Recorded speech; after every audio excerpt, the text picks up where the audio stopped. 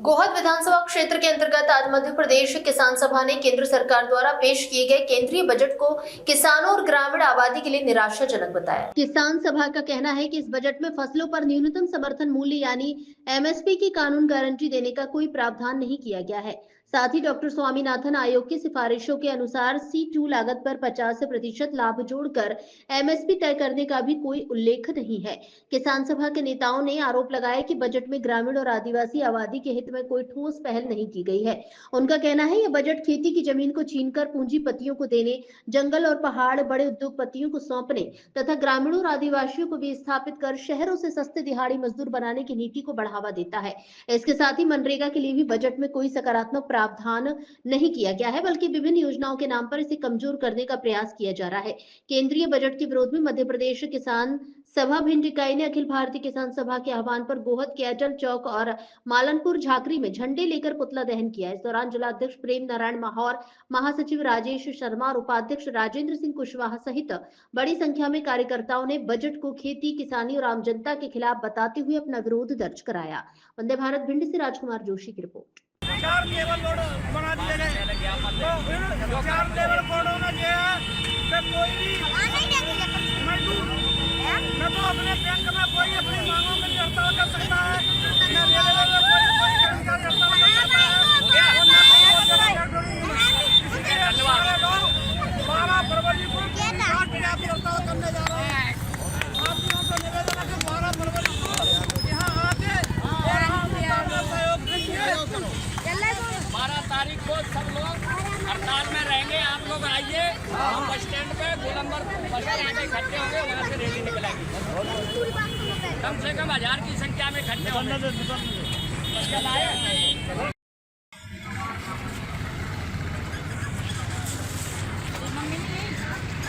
हमारी मांग है कि कम से कम 10,000 बढ़ती महंगाई के दौर में 10,000 रुपये भी कम पड़ते हैं चलाने के लिए। हमारा कहना यही है कि बजट के लिए आज हमको यहाँ पुतला दहन करने की जरूरत क्यों पड़ी, क्योंकि सरकार ने बजट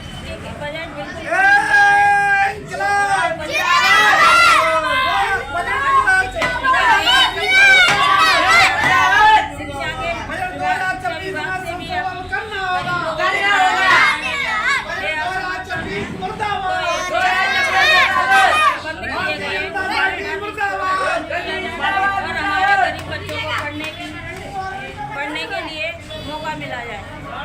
इतना ही कहकर मैं अपनी बात समाप्त करती हूँ। अखिल भारतीय जनवादी महिला संघ जिंदाबाद।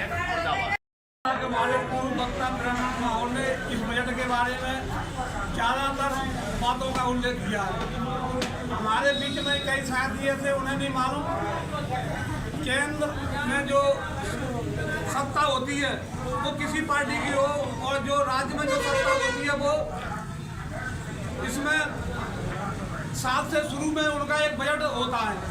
उस बजट में पूरे उसमें बजट पेश करते हैं कि हम शिक्षा पे इतना खर्च करेंगे, सिंचाई पे इतना खर्च करेंगे, रोजगार पे इतना खर्च करेंगे, सब उनका पूरा बजट रहता है। तो अभी 31 दिसंबर को भारतीय जनता पार्टी की सरकार ने प्रधानमंत्री मोदी के नेतृत्व में वित्त मंत्री सीतारमण शर्मा ने जो बजट पेश किया है वो बहुत ही निराशाजनक है। मजदूरों के लिए उसमें कोई प्रावधान नहीं है, किसानों के लिए कोई प्रावधान नहीं है, और जो शिक्षा पर बजट होता था उसको भी कम कर दिया गया है। स्वास्थ्य के लिए कोई बजट नहीं है। अभी हमारे साथी बता रहे थे कि पहले संयुक्त प्रतिनिधि गठबंधन में हमारी सरकार ने जो वाम मोर्चा के जो साथी थे, 65 सांसद, उन्होंने बड़ी दबाव देके कांग्रेस की शासनकाल में ये महात्मा ग्रामीण रोजगार योजना लागू की गई थी। उसमें ये प्रावधान था कि पहले 100 दिन का रोजगार उसमें प्रावधान था कि अगर काम नहीं करोगे तो मजदूरों को 100 दिन की मजदूरी मिलेगी, और पूरा का पूरा बजट केंद्र सरकार राज्य सरकार को आवंटित करती थी। लेकिन बड़े दुर्भाग्य की बात है, उस मनरेगा का नाम बदलकर मोदी सरकार ने बी रामजी बिल पेश किया है और इतना वो खतरनाक उसमें संशोधन किया है कि एक तो क्या है कि पहले सरकार पूरा का पूरा बजट राज्य सरकारों को देती। अब उनने उस बिल में कटौती करके 60% केंद्र सरकार देगी और 40% राज्य सरकार देगी। लेकिन साथियों अब इसमें क्या होगा, जो विपक्षी सरकार है वहाँ विकास नहीं होगा कहीं, और जो उनकी सत्ता पक्ष की सरकार है वहाँ उनको भेज दिया जाएगा। ये बड़ा हम इसका विरोध करते हैं कि जो मनरेगा का जो कानून संशोधन किया गया है वो जैसा का तैसा रखा जाए, महात्मा गांधी ग्रामीण रोजगार गारंटी रखा जाए। और उसमें मांग करते हैं कि जो 40% राज्य सरकारों को देने का जो उन्होंने वो किया है इसको खत्म किया जाए, और साल में कम से कम 200 दिन का रोजगार दिया जाए मजदूरों का, और मजदूरी रेट 500 रुपये की है प्रतिदिन के हिसाब से।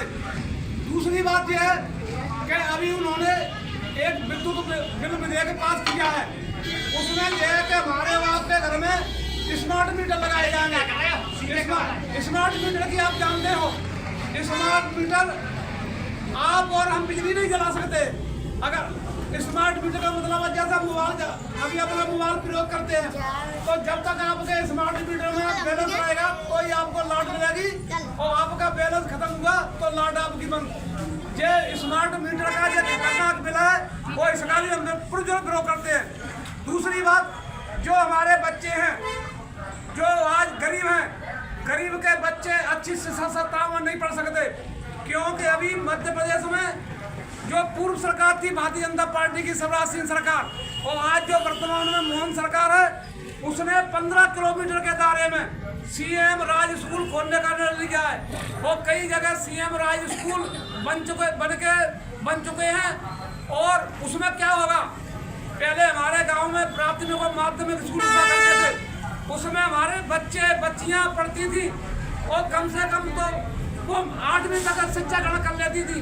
आज ये हालत कर दी है कि ऐसे परिस्थितियों में जब हमारी माँ बेटियों बच्चों के बलात्कार हो रहे हैं, यौन शोषण हो रहे हैं, तो वो अपने घर से 15 किलोमीटर सीएम राज स्कूल में कैसे शिक्षा ले सकेंगे। और उसमें जो बसों के इंतजाम होंगे, जो बसें उनको ले आएंगी घर से, उनके किराए इतने आई है कि हम और आपके जो बच्चे हम पढ़ाएंगे वो पढ़ने से वंचित रह जाएंगे। ये हालत है। और अभी जो स्वास्थ्य है, स्वास्थ्य के बारे में उनने कोई बजट नहीं रखा है। बजट उनने कौन के रखा है कि जिनकी 12 लाख आमदनी है उनका इनकम टैक्स माफ किया जाए। हम बता देना चाहते हैं कि अभी यहाँ 80-90% ऐसे मजदूर ऐसे लोग हैं इनकी 20-25 हज़ार रुपये भी आए नहीं है, उनको तो कोई फायदा नहीं हुआ है। ये इनकम टैक्स में जो छूट दी है वो सब मध्यम लोगों के लिए छूट है। हमारी मांग है कि पहले तो प्रत्येक मजदूर को, प्रत्येक व्यक्ति को 1 लाख की आमदनी की जाए और उनका कोई रोजगार दिया जाए जिससे वे 1 लाख रुपए महीने कमाएं, फिर उनका टैक्स माफी किया जाए, तब तो उनको बेनिफिट मिल सकता है। और महंगाई इतनी चरम सीमा पे कोई बोलने वाले तैयार नहीं है। अभी आपने देखा है कि पेपरों में आप पढ़ते थे चांदी 80-90 हज़ार रुपए किलो थी, आज 4 लाख रुपए किलो हो गई है। सोने का भाव 10 ग्राम 1.5 लाख के ऊपर पहुंच गया है। साथियों बताइए, अगर कोई गरीब आदमी अपने लड़के की या लड़की की शादी करना चाहे वो उसकी लिए हालत नहीं है, ये हालत है। लेकिन सरकार उसमें कोई बोलने के लिए तैयार नहीं। और साथियों एक बड़ी दुर्भाग्य की बात है, अभी जब से भारत का संविधान बना है और उससे पहले हिंदी और अंग्रेजी में 30 दिन का महीना होता था, लेकिन जो अंबानी और अडानी की जो सरकार है उनको ही पूरा ठेका दे दिया है मोबाइल का, और 28 दिन का हमारा बैलेंस करा रहे हैं। बताओ कितनी दुर्भाग्य की बात है कि 28 दिन का कौन सा महीना होता है। लेकिन आज 28 दिन पर न तो मध्य प्रदेश में भारतीय जनता पार्टी बोलने के लिए तैयार है और न केंद्र में मोदी की सरकार बोलने के लिए तैयार है कि 30 दिन का महीना है, 30 दिन का बैलेंस किया जाए। क्योंकि जो जितने ठेके हैं, चाहे एरोप्लेन का ठेका हो, चाहे रेल मंत्रालय का ठेका हो, जितने बड़े बड़े ठेका हैं सब अडानी अंबानी को दे दिए मोदी सरकार ने। और अभी जो हमारे घर में स्मार्ट मीटर लगाए जाएंगे वो भी ठेका अडानी अंबानी का है। साथियों हम और आपको इसका विरोध करना है। स्मार्ट मीटर नहीं लगाए जाए और जो हमारी पहले सार्वजनिक प्रणाली थी, कंट्रोल की दुकानें थी, वहाँ 14 जीवन पे वस्तुएं मिलती थी। हमारे बेचारे गरीब लोग थे जिनके घर में बिजली नहीं थी, वो अपने घरों में मिट्टी का तेल डालकर दिया जलाते थे, उजाला करते थे। आज की सरकार ने हमारे घरों से उजाला भी छीन लिया है। केरोसिन आज बिल्कुल पूरी तरह से बंद कर दी गई है और आज जो डीजल और पेट्रोल के भाव बढ़ रहे हैं, आप उनकी कल्पना नहीं कर सकते। जबकि पेट्रोल और डीजल की अंतर्राष्ट्रीय बाजार में बहुत कीमतें कम है, लेकिन जो राज्य सरकार है वो अपना अलग टैक्स लेती है और जो केंद्र सरकार है वो डीजल और पेट्रोल पर अलग टैक्स लेती है। अगर आज वास्तविक अगर पेट्रोल और डीजल की रेट हो तो पेट्रोल 60 से ज़्यादा नहीं है और डीजल 40 से ज़्यादा नहीं है, लेकिन आज 90 और 95 के करीब हमको डीजल खरीदने के लिए मजबूर होना पड़ रहा है और पेट्रोल 110 और 8 रुपये करीब हो रही है। ये हालत है, लेकिन इस पर पेट्रोल और डीजल पर केंद्र सरकार ने कम करने के लिए कोई बजट में प्रावधान नहीं किया है। तो साथियों, आज हमारा ये विरोध है, जो हमारी ये संयुक्त किसान मोर्चा है, उन्होंने पूरे भारतवर्ष में आज के दिन ये बजट चलाने का निर्णय लिया है। पूरे भारतवर्ष में तहसील लेवल पे, गांव लेवल पे, जिला मुख्यालय पे, संभागीय मुख्यालय पे, राज्य में, केंद्र में, सब जगह पुतले जलाए जा रहे हैं बजट के।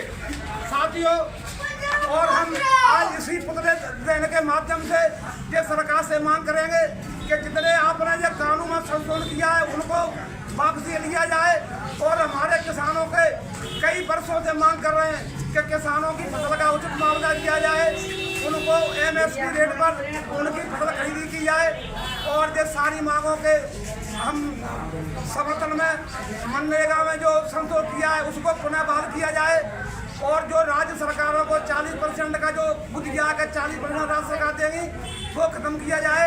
पूरा पैसा केंद्र सरकार देगी। साथियों, इन्हीं शब्दों के साथ मैं अपनी वाणी को विराम देता हूँ। इनकलाब जिंदाबाद।